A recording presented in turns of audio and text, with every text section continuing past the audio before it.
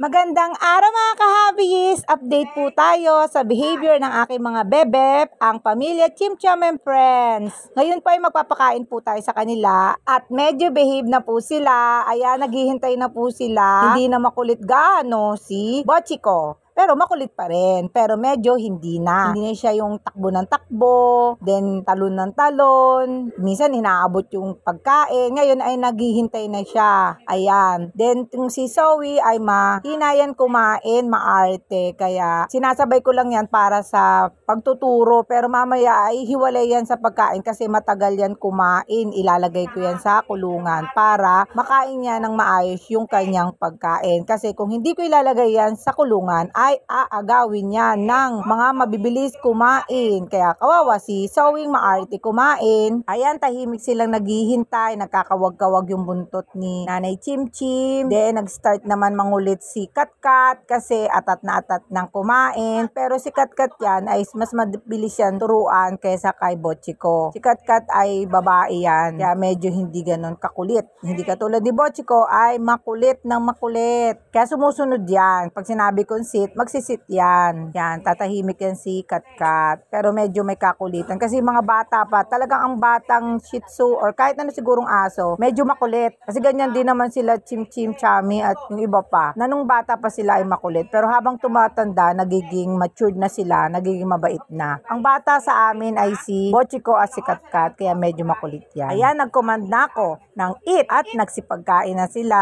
Mabilis kumain yan si Bochiko. Tapos mamaya yan, manginginain pa yan sa mga mababagal kumain. Kaya minsan napapagalitan niya si Bochikong makulit. Pero sa ngayon, ang laki na ng improvement nila sa pagiging mabait kumain. Hindi na magulo, malikot, nag-aagawan. Hindi katulad dati, nag-aagawan sila sa pagkain. Hindi nila alam kung kanino yung plato, ang kaninong plato. Ngayon ay alam na nila kung para kanino yung katapat na plato. Pero syempre, si Bochiko ay hindi maiiwasan na manghihinain sa iba pang mababagal kumain. Kaya napapagalitan.